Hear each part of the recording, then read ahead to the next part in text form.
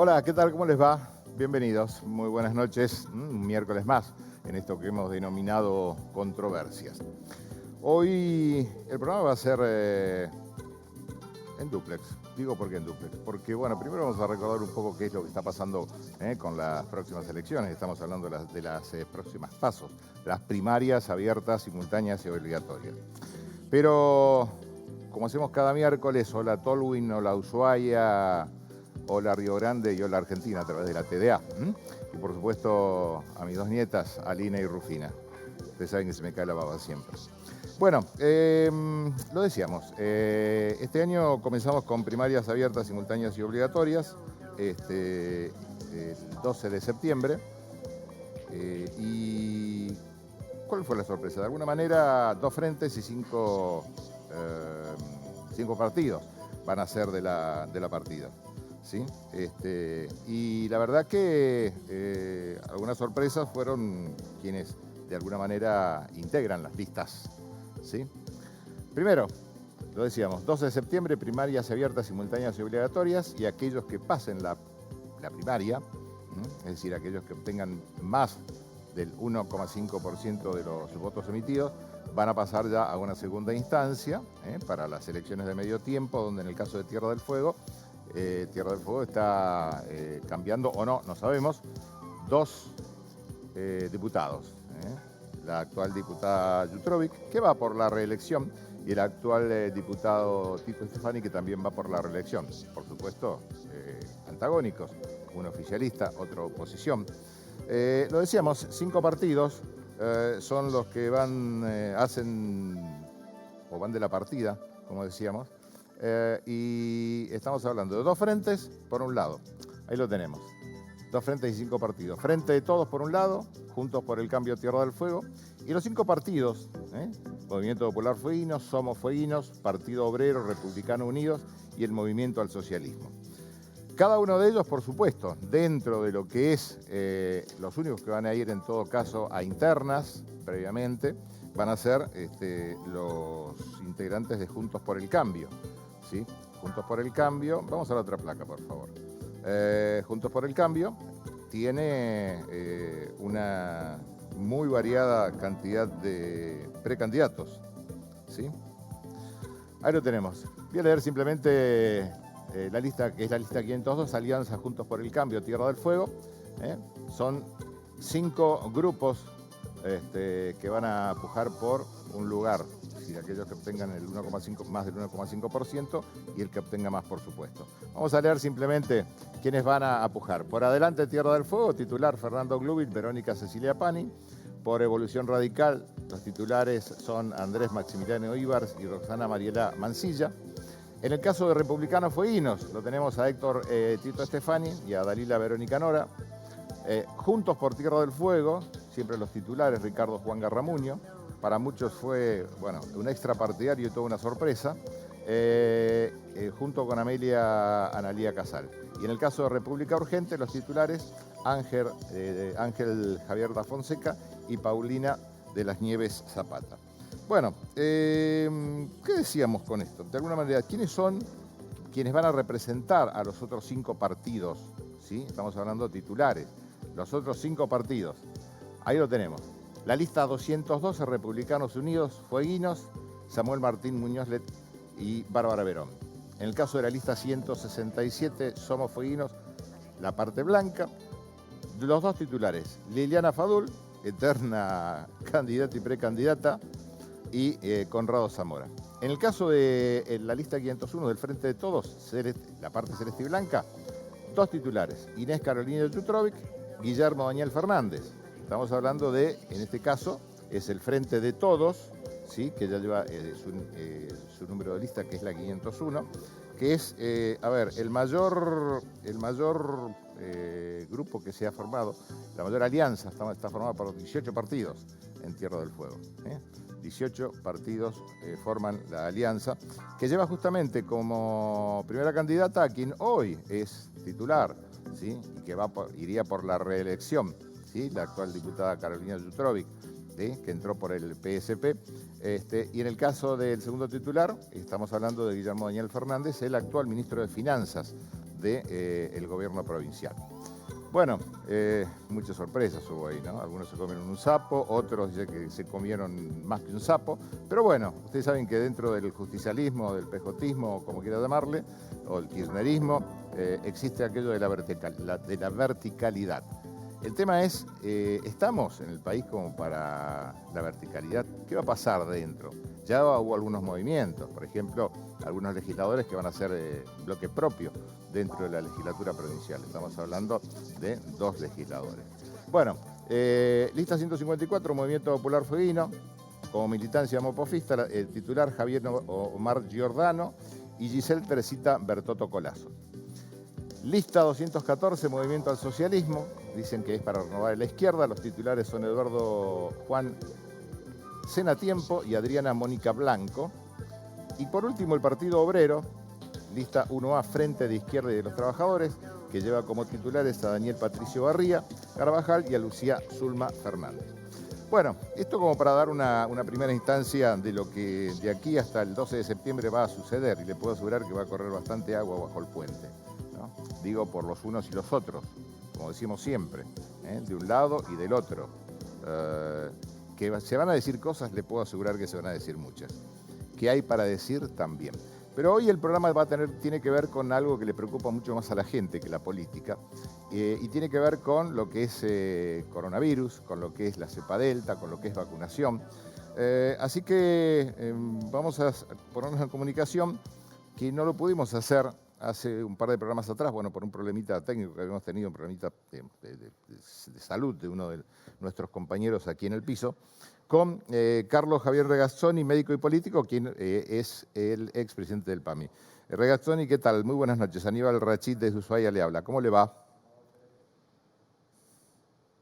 Hola, buenas noches, Aníbal. Mucho gusto. Y saludos a todos. Bueno, primero gracias por aceptar el convite. Sabemos que anda de acá para allá y la verdad que haberlo tenido hoy para nosotros es todo un gusto, Regazzoni. Bueno, empezamos con política, seguimos con política también, porque de alguna manera con la salud no se deja hacer política, usted lo sabe, ¿no?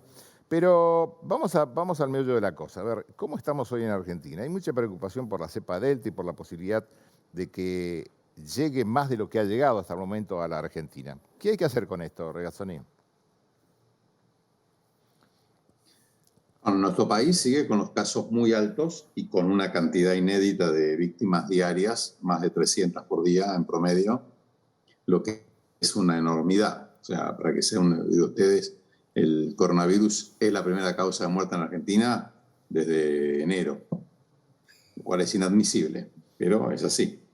Y de hecho estamos entre las peores 10 pandemias del mundo, con lo cual, por donde la estudies, por donde la estudies, eso nos está demostrando que la situación está lejos de ser controlada.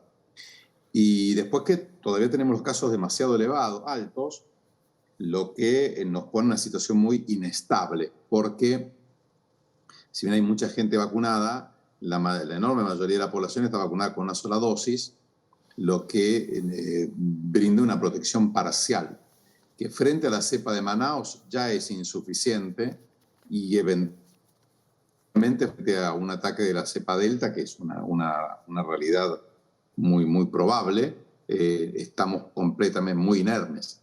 Así que yo creo que la situación hoy es diariamente grave seria en cuanto al tema de la cantidad de contagios y de fallecidos y de víctimas, pero además es una situación muy inestable. En cualquier momento se puede disparar de nuevo una ola como la que vivimos.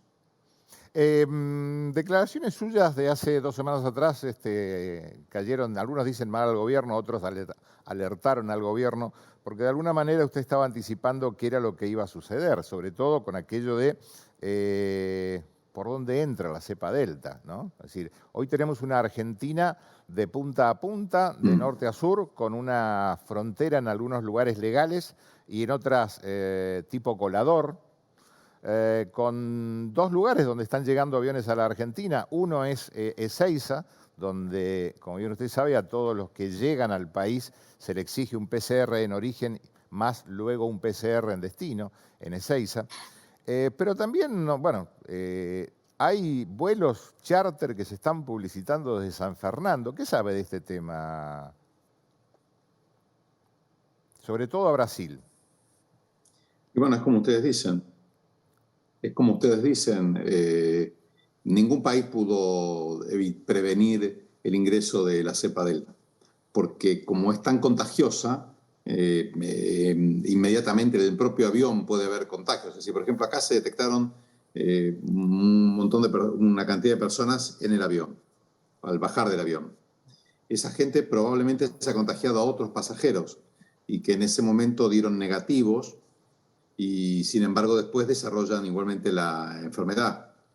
Y como las cuarentenas se hacen en las casas, porque no hay más, no hay otra forma, las casas pueden contagiar a sus convivientes. Y así se van generando, que al principio son casos, la mayoría silenciosos. De hecho, se detectó uno con nexo epidemiológico, que llaman, pero entonces seguramente hay más de uno que, o sea, por cada uno que se detecta hay por lo menos otro no detectado. Y eso genera, en un virus tan propagador, que se propaga tan rápido, genera en algún momento una ola con esta cepa, que reitero, nos encuentra con algunas debilidades. La primera es que si nosotros tenemos 20 millones de personas con una dosis, eso significa, 18 millones de personas con una dosis, eso significa que en realidad es como si hubiera unas 10 millones de personas vacunadas. Y después tenemos 7 millones de personas con 2 dosis, lo que significa que hay 6 millones de personas inmunizadas, porque siempre más o menos un décimo de todos los inmunizados quedan defensa. Entonces, y generalmente predominan los grupos de más riesgo. Así que hoy tenemos efectivamente inmunizados unos 17, 15, 16 millones de argentinos, que es un tercio. Claro, yo de acuerdo al monitor de vacunación, digo de acuerdo al monitor de vacunación, porque bueno, siempre, digamos, por referirnos puntualmente al único medio de información, por lo menos en Argentina, y a nivel oficial o gubernamental, han sido distribuidas en la Argentina más de 37 millones de dosis. Han sido aplicadas, según el monitor, al día de hoy, miércoles, más de 30 millones de dosis, casi 31 millones. Pero con una dosis, 24 millones y un poco más, y solamente con una segunda dosis, como usted lo decía, 6.500.000 personas. 6.500.000 personas que todavía hoy siguen esperando una... Claro, pero ojo que son inclusivos los números. ¿Qué significa inclusivos, perdón? Pero son inclusivos los números. Digo, claro, cuando usted dice vacunados con una dosis, eso incluye a los que tienen 2 dosis. O sea, el texto debería decir vacunados al menos con una dosis. Entonces, al menos, porque si no, no daría 30 millones, ¿entiende? Correcto. Entonces, sí. No dan los números. Nosotros tenemos de los vacunados con 2 dosis, 6 millones. Eso hay que restárselo a los vacunados que dice con una dosis. Así que usted tiene 6 millones y medio con 2 dosis y 18 millones con una dosis. Correcto.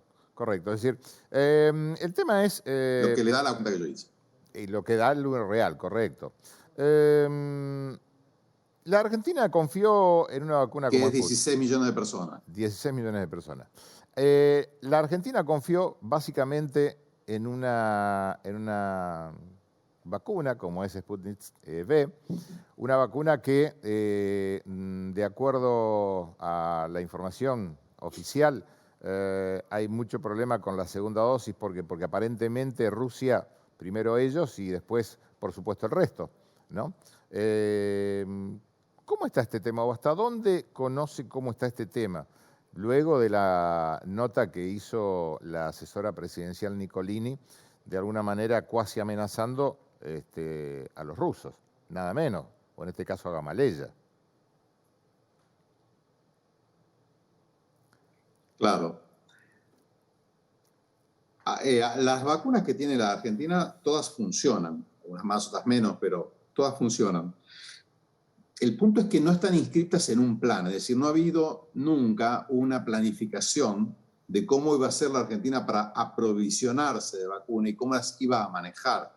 De hecho, las vacunas de Moderna recién ahora se empezaron a distribuir después de una semana de estar guardadas y decidieron que las van a dar a los niños.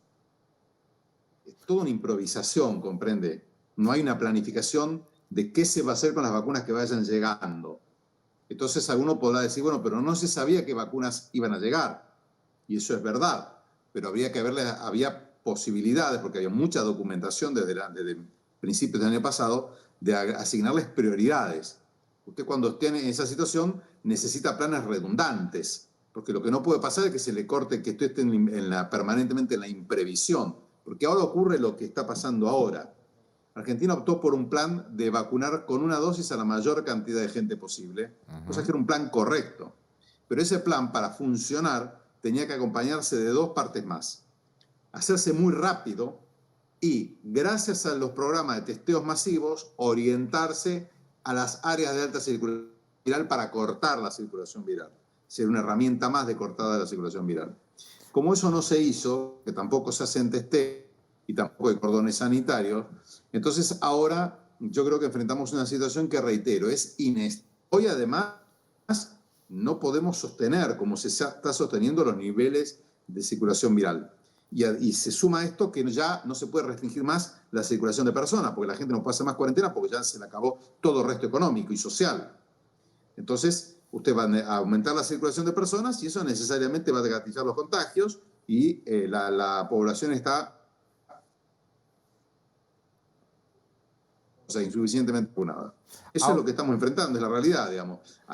En Inglaterra, el 90% de los adultos tienen anticuerpos para coronavirus y sin embargo están con un brote que es casi igual al del año pasado, al de principio de año. Ahora, Regazzoni, ¿qué preocupa más? A ver, ¿el nivel de vacunación, la variante Delta, la baja de testeos o todos juntos?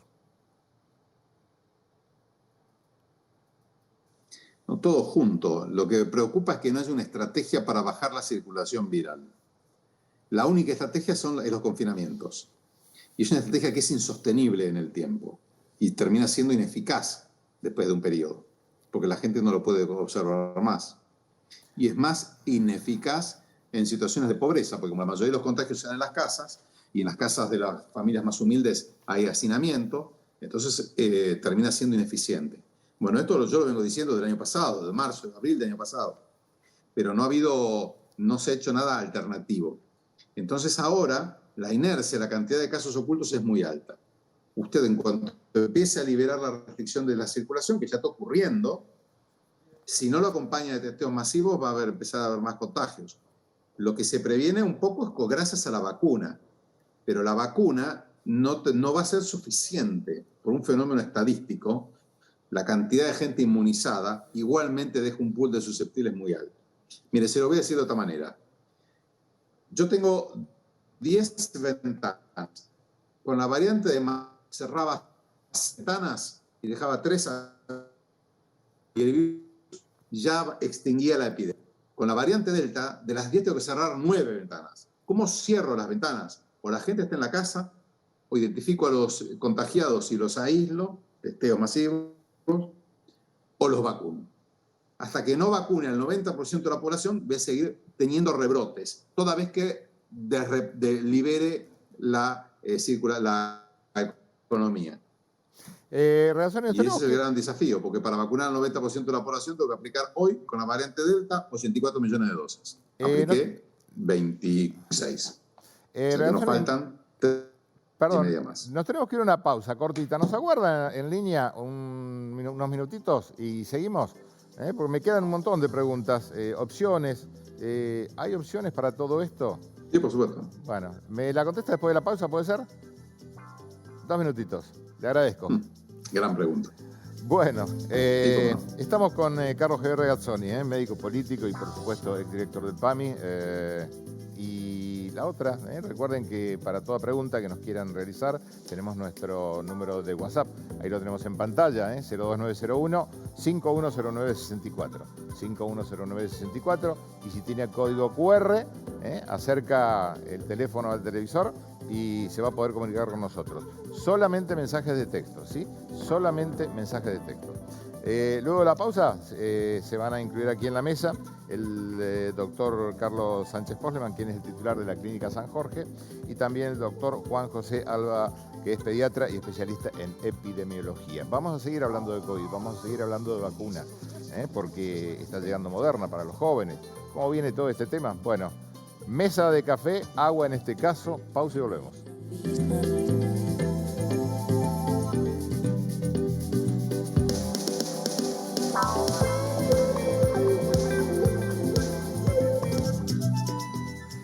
Seguimos, recordemos que estamos con Carlos Javier Regazzoni, con el doctor Carlos Javier Regazzoni desde Buenos Aires, y se han llegado hasta aquí, hasta la mesa de nuestro trabajo. Doctor, estamos con dos colegas suyos. Por un lado está el doctor Carlos Sánchez Posleman, que es el titular de la Clínica San Jorge, que venía por otro tema, pero lo incluimos en la mesa. Y también el doctor Juan José Alba, que es pediatra y especialista en epidemiología. Así que va a ser una charla entre un conductor y tres profesionales de la medicina, ¿no? Pero bueno, yo le preguntaba puntualmente, habíamos quedado con todo esto, es decir, opciones. ¿Cuál es la mejor? Es decir, cerrar, poner sí o sí a los que lleguen en hoteles no hay, es decir, una lógica que usted planteaba, que se debería haber dado desde un principio con algo que prácticamente se desconocía a nivel mundial. Y la pregunta es, parafraseando a don Raúl Ricardo Alfonsín, no se pudo, no se supo, no se quiso. Porque en todo caso, alguna de las tres tiene que haber sido. ¿Cuál es su opinión?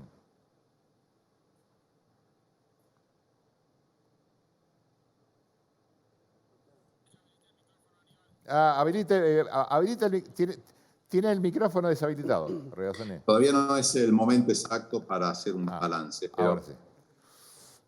No se termina de comprender la magnitud de lo que se está viviendo y el tiempo que va a demorar. El virus, dicen los expertos internacionales, que el virus evoluciona hacia una forma que no se va a ir, ¿entienden? Que es endémica. Hoy no hay ninguna razón para pensar que el virus vaya a bajar de su severidad. O sea, no tiene por qué seguir el patrón del resfrío. Podría seguir el patrón de la gripe, que es una enfermedad que cada 5 años o cada algunos años provoca pandemias con alta mortalidad. Puede causar 1 millón de muertes por año, una pandemia de gripe hace 4 años, nos una a 800.000 muertes. Y regularmente todos los años causa entre 400 y 500.000 muertes anuales en el mundo. O sea, que ya la gripe, que fuese como la gripe, sería serio. Pero también podría evolucionar a ser algo parecido al sarampión, que es lo que creen los que saben en el mundo. Con lo cual es un virus que va a dar mucho trabajo. Porque además este es el tercer intento que tiene esta especie. Recuerden el SARS y después el MERS, que de milagro no se expandieron. Tampoco es verdad que el virus tiene que bajar su mortalidad para contagiarse. Puede tener, piensen simplemente lo que era la viruela. Entonces, hay que salir de esa área de mitos e ir a la realidad. Hoy lo que se sabe y lo que se está viendo en el mundo es que el virus es muy tenaz y tiene una alta posibilidad de mutar. Cada vez que muta, evade de alguna manera el sistema inmunológico en una proporción de evasión del lógico sumado a la contagiosidad, lo torna cada vez peor que antes, no menos que antes. De hecho, si no ha sido muy grave esta última ola en cuanto a cantidad de personas fallecidas en el mundo, sí lo ha sido para los sectores o sea, duplicó la mortalidad previa en los jóvenes, por ejemplo. Aumentó muchísimo su gravedad en los niños. Así que o entendemos que esto es algo que por lo menos va a demorar un tiempo más, y entonces tenemos que transformar nuestra salud pública y tenemos que transformar sobre todo la epidemiología pública, la forma en que se maneja esta epidemia, o vamos a seguir así dando vueltas empantanados, digamos, durante muchos meses más, sí, y quizás varios meses, ¿no? O sea, más de 10 meses, mucho más, no sé. Ahora, el tema era, yo lo que planteaba eran opciones, es decir, a su criterio, porque en todo caso, a ver, como bien usted dice, estamos ante algo que es totalmente desconocido, un virus que muta por una cuestión de supervivencia propia del virus. A ver, trato de explicarlo de esa manera no médica, a ver si es correcto. Es decir, el virus va mutando en función de seguir viviendo a una y a otra variante. ¿Esto es así?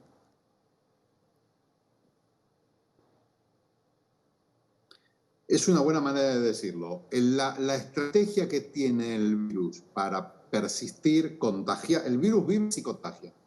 O sea, vive en un organismo, es un parásito el virus. Vive en un organismo. Fuera del organismo el virus, una forma que se llama inerte. Entonces, la especie está hecha para contagiar. Y lo que ocurre es que frente a presiones selectivas, entendidas presiones evolutivas, para decir, por ejemplo, uso barbijo, eso deteriora la capacidad de contagio del virus. Me doy una vacuna, eso deteriora la probabilidad de supervivencia del virus. El virus lo que está haciendo es todo el tiempo generando variantes nuevas que tienen estrategias para superar esas barreras. Ahora, la estrategia del virus es generar mayor cantidad, mayor posibilidad de evadir el sistema inmune y mayor capacidad de agarrarse a la salud. Mayor velocidad de reproducción, más cantidad de virus. La variante Delta, el enfermo promedio elimina 1000 veces más virus que el enfermo promedio con la variante británica. Agarrarse más a las células respiratorias. Y la tercera, evadir mejor el sistema inmunológico. Todo eso lleva en formas más graves, o por lo menos tan graves como antes. Entonces, como esto está para quedarse, la primera opción que tenemos que hacer es cambiar la mentalidad y desarrollar un plan de la epidemia. El plan de control de la epidemia tomará racionalmente las herramientas que tenemos, pero depende del otro lado de dos cuestiones que hoy no tenemos. La primera es la vigilancia epidemiológica, que para esta pandemia tiene que basarse en testear masivamente. Vea cómo reporta Gran Bretaña, vea cómo reportamos nosotros y se va a dar cuenta que estamos lejos de eso. Y la segunda, empezar a utilizar epidemiología matemática, es decir, modelos predictivos basados en datos masivos que permita entender hacia dónde está evolucionando la pandemia. Porque las epidemias tienen un comportamiento parecido al de las reacciones químicas.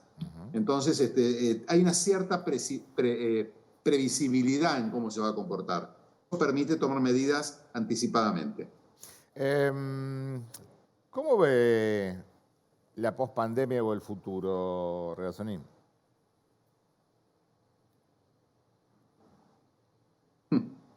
Gran pregunta. Este virus, a la vez que nos enferma, nos enoja y nos empobrece. Entonces, la evolución es hacia que aumentan los niveles de pobreza, indefectiblemente, a que aumenta el nivel de conflictividad social y que aumenta la carga de la enfermedad. La propia pandemia y el empobrecimiento hacen que resurjan nuevas enfermedades y que se agraven otras. Entonces, voy a dar datos de qué es lo que está ocurriendo en este momento en el mundo donde hay datos y algo que se sabe de la Argentina. Se deterioró el control del HIV y aumentan los casos de HIV y la gravedad de los casos de HIV. Se deterioró el control de la diabetes y la detección de la diabetes, con lo cual aumenta la prevalencia de diabetes. Aumenta la prevalencia de enfermedad coronaria no controlada. Aumenta la prevalencia de cáncer no controlado, en formas más tardías y más agresivas. Están resurgiendo enfermedades, se están incumpliendo los programas de vacunación para los niños, lo cual ya están habiendo en América Latina rebrotes de sarampión y de difteria, y se cree que van a aumentar las enfermedades. Entonces, ¿hacia dónde vamos? Hacia una situación de retroceso, hace varias décadas, en las cuales vuelven a ser importantes las enfermedades transmisibles y empieza a ser masiva también las enfermedades no transmisibles, como que son las cardiovasculares y la diabetes. Necesitamos entonces urgentemente replantear nuestra salud pública, porque sin un nuevo programa de salud pública, sin una nueva acción de salud pública, sin una nueva política de salud pública, desde donde estamos, que es con pocos recursos, porque somos un país pobre, y los países pobres necesariamente, o sea, no tienen los recursos para hacer toda la salud que necesitan, necesitamos urgentemente evolucionar hacia un sistema de transición, donde mejorando la salud vamos a mejorar la economía, vamos a mejorar la inclusión de las personas en la comunidad y vamos a mejorar finalmente nuestro país. Pero sin ese programa, o sea, el sistema de salud pública que tenemos ahora ya se torna, no les digo obsoleto, pero deja de ser relevante frente a los desafíos que tenemos. Hoy Pfizer aseguró que una tercera dosis puede aumentar 100 veces la neutralización del virus y que en agosto hará el pedido a la FDA, que es algo así como la ANMAT de Argentina, en los Estados Unidos, para que apruebe el refuerzo. ¿Hasta dónde es correcto esta información o hasta dónde conoce este tema, Regazzoni? Claro. Es decir, la empresa quiere vender una vacuna, digamos. Una empresa no es una forma adecuada de monitorear una enfermedad. Si hace falta un refuerzo, lo tiene que decidir la autoridad sanitaria.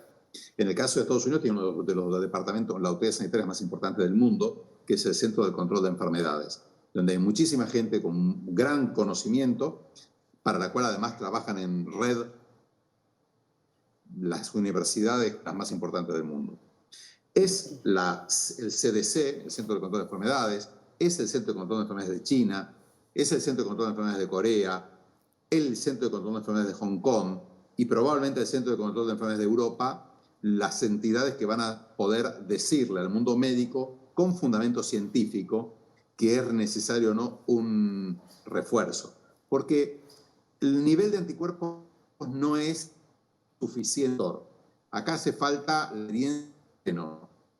y lo que se llama la efectividad, o sea, la efectividad, bien digo, o sea, no solo la eficacia de la vacuna, sino la efectividad, es decir, cómo controla, cómo se comporta la vacuna realmente. Así que lo que diga el CEO de Pfizer me parece muy respetable, creo que tienen datos, esos datos están siendo publicados ahora, yo leí el preprint que se llama, pero están siendo publicados ahora, son preocupantes, pero no haga falta eso, depende. Lo único que es importante para nosotros como moraleja es el enorme desafío al que nos estamos enfrentando. Y si no cambiamos la forma urgente que estamos gestionando la pandemia, incorporando a las universidades de manera independiente, a las organizaciones científicas de manera independiente, realmente poniendo expertos, y yo ya creo que tenemos que mandar urgente inmediatamente a estudiar afuera en los mejores centros epidemiológicos para crear un grupo de trabajo que esté al máximo nivel mundial en la epidemiología moderna, actual, contemporánea, que con los Big Data ha sido revolucionada, porque nos enfrentamos a un desafío en el cual podemos quedar muy atrás. Usted, yo sé que tiene poder de síntesis. La última pregunta. Tiene la posibilidad de tenerlo al presidente Fernández enfrente y a su ministro de Salud, a su ministra, actual ministra de Salud, con el poder de síntesis que lo caracteriza. ¿Qué le diría?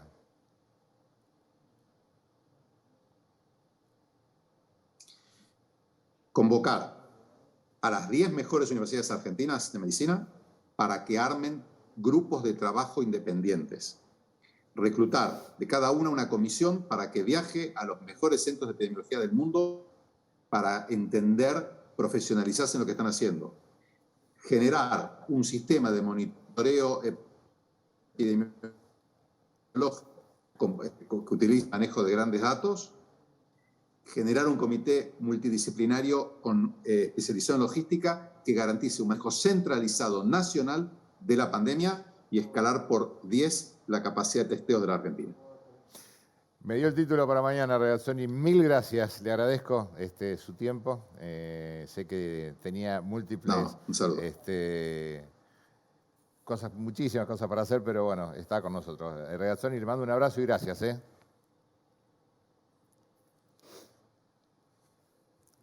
Hasta luego. Bueno, ahí lo teníamos, Claudio Regazzoni, Carlos Javier, perdón, Regazzoni. Digo siempre Claudio. Usted me conoce, yo termino fundamentalmente, acá el doctor Sánchez me conoce, siempre termino bautizando a alguien.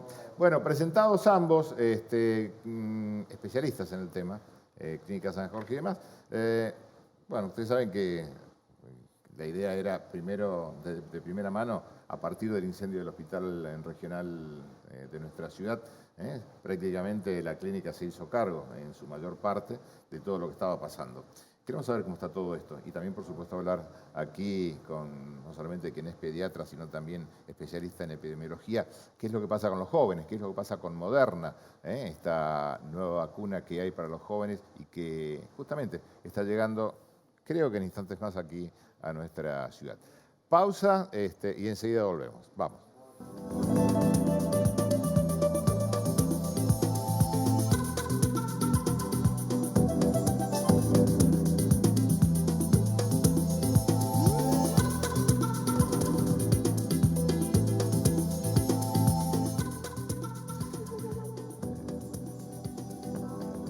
Seguimos, estamos, aquí lo decíamos, el doctor Carlos Sánchez Postleman, el titular de la Clínica San Jorge, y también con el doctor Juan José Alba, que es pediatra y especialista en epidemiología.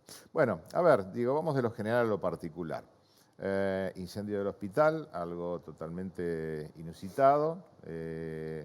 La Clínica San Jorge prácticamente se tuvo que hacer cargo de absolutamente casi todo, salvo algunos pacientes que fueron derivados ahí al polo sanitario. ¿Cómo está esto hoy? Digamos, porque distintos servicios se están atendiendo, por lo menos desde salud provincial, en distintos lugares de la ciudad. ¿Cómo está esto, Sánchez, hoy? Bueno, como primera medida quisiera corregir algo. Nosotros no nos hicimos cargo de casi todo, porque ha sido un trabajo en conjunto junto con el Ministerio y la gente del hospital. Pero lo que nosotros pusimos a disposición las instalaciones de la clínica y completamos los servicios que nosotros no teníamos y reforzamos algunos que necesitábamos reforzar, los casos de neonatología con gente del hospital, la terapia pediátrica también gente del hospital, en terapia intensiva, médicos de terapia intensiva cubrían guardias en la Clínica San Jorge, y también el hecho de que se habilitara el polo sanitario del Cochocho Vargas, eso ayudó mucho a poder estas 3 semanas llevar adelante una estrategia de contención de la salud en toda la ciudad de Ushuaia. Gracias a Dios que lo teníamos, el polo sanitario. Y fue una gran ayuda, te diría que fue una gran ayuda porque, bueno, hubo 16 pacientes que fueron evacuados ahí, que no necesitaban de unidades de cuidados críticos, y nosotros estábamos en condiciones de recibir gente en unidades críticas, pero no teníamos 16 camas disponibles para sala general. ¿Cómo están los servicios hoy? Es decir, de acuerdo a información cuasi oficial, para entre la primera y la segunda semana de agosto, el hospital regional estaría en condiciones de volver a atender en algunos servicios. Bueno, a partir del día de la fecha se habilitó lo que es el ala vieja del hospital, el área de maternidad. Entonces ya todo lo que es neonatología regresó al hospital, la parte de maternidad y terapia pediátrica, lo cual a nosotros nos permite mayor cantidad de camas para enfermos adultos que requieran cirugías programadas con relativa necesidad de hacerlo a la brevedad. Creemos que para la semana que viene o la otra se habla de que se va a habilitar la guardia, terapia intensiva y algo del laboratorio. Creo que hasta que el hospital vuelva a funcionar normalmente como venía haciéndolo previo al incendio, van a pasar un par de meses más. Un tiempo largo. Y por lo menos 2 o 3 meses más, depende del ritmo de trabajo, las obras.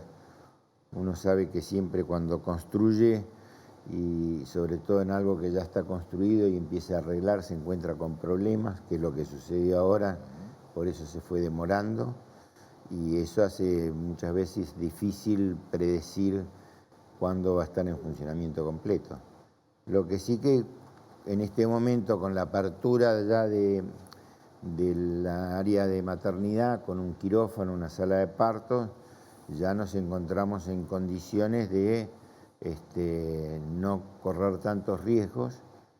Realmente tuvimos suerte de no tener accidentes graves en estas 3 semanas que no hubo hospital, porque hubo momentos muy críticos donde la sala de cuidados intensivos estaba un 100% ocupada, ¿no? O sea que fue una buena decisión también por parte del gobierno haber equipado el ARABA para eventuales derivaciones de corta distancia ante la imposibilidad de determinados esquemas médicos aquí en la provincia.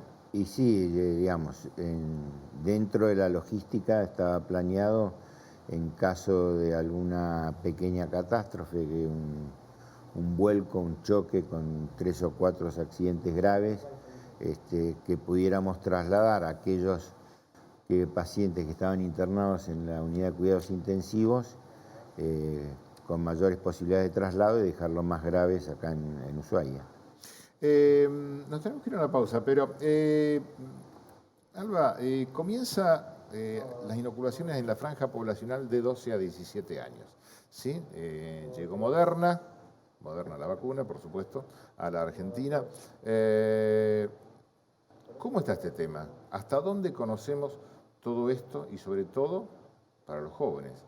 Que tal cual lo decía Redazzoni, es decir, los jóvenes, sobre todo en otros lugares del país, no sé si tanto aquí en Tierra del Fuego, pero han sido muy afectados por el tema de la pandemia. ¿Me la responde después de la pausa? ¿Puede ser? Así es. Pausa, enseguida volvemos.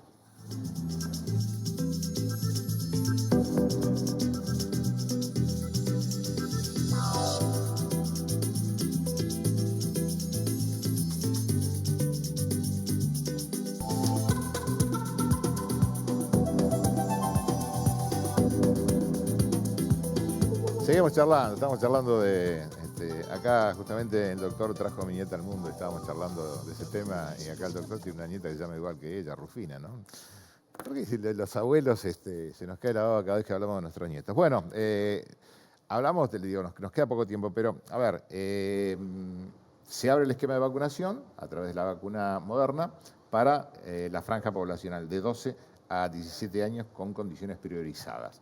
¿Qué significa esto desde el punto de vista pediátrico, juvenil, digamos? Así es, Rachid. Primero me parece una excelente noticia porque lo que es el segmento de los chicos, de la infancia, de la adolescencia, fue el gran olvidado en la pandemia, ¿no? Cuando se declaró la pandemia le dijimos, quédense adentro, no salgan, que pueden contagiar a los papás, a los abuelos, y los chicos se quedaron y uno los ve que los jóvenes están ahí no sabiendo qué hacer. Les cerramos las escuelas, le hicimos que aprendieran vía Zoom. Y bueno, esto es una muy buena noticia, que saber que se va a poder incorporar al calendario de vacunas lo que es la incorporación de la Moderna, que ya ha demostrado en los estudios realizados en fase 2 y fase 3 que es una vacuna muy efectiva y sin efectos adversos importantes en esta franja de chicos de 12 a 17 años, que es lo que se ha estudiado hasta ahora. ¿Monodosis o 2 dosis? Son 2 dosis con la recomendación del fabricante es de 4 semanas, 28 días.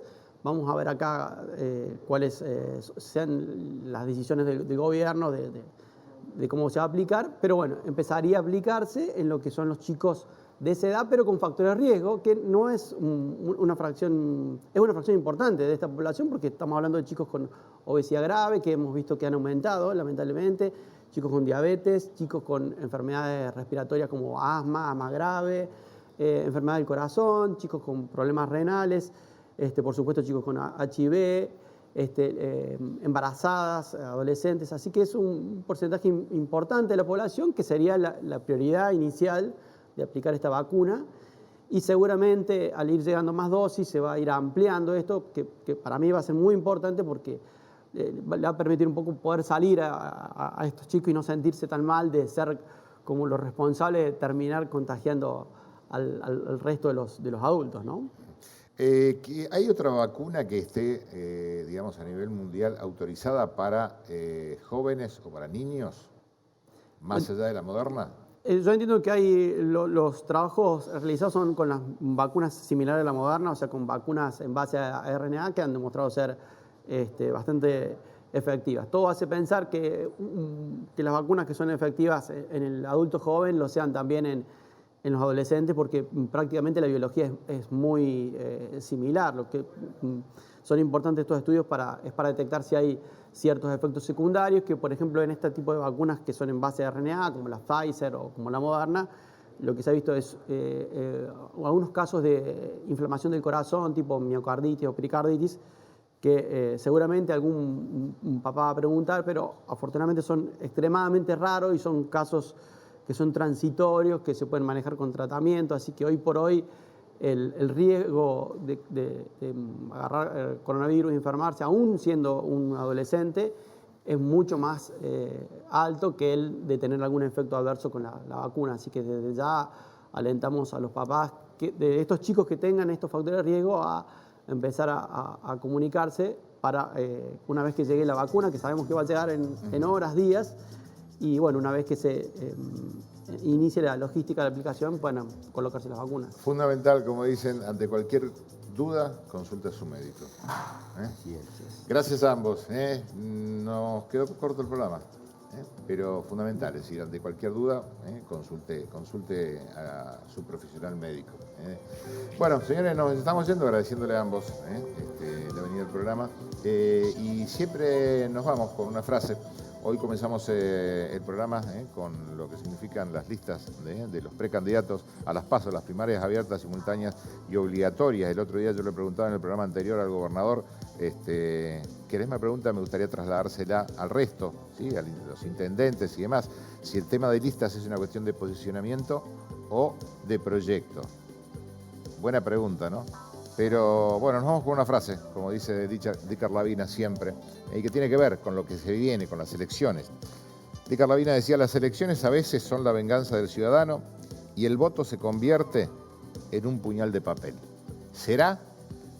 Lo dice Dícar Lavina. Bueno, nos vamos hasta el próximo miércoles, a partir de la hora 21. Muy buena semana.